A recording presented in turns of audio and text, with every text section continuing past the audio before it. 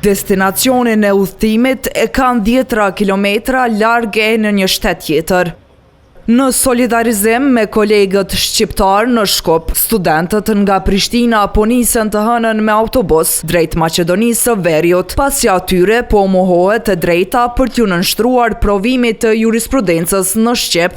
Për organizatorët, shkuarja e tyre, sikur edhe protesta, nuk kanë kurrfarë qëllimi politik. As pak nacionalizma, as pak thirrje apo broritje të cilat përçojnë njëri me tjetrin. Ne jemi për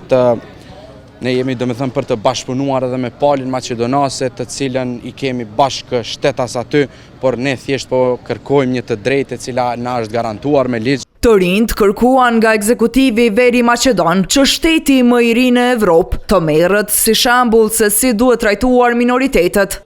Çdo përqindje që është mbi 20% e popullatës që e përbëjmë, pra duhet ju lejohet edhe gjuha që ta ushtrojnë të drejtën e tyre qoftë për provim qoftë edhe në institucionet e tjera.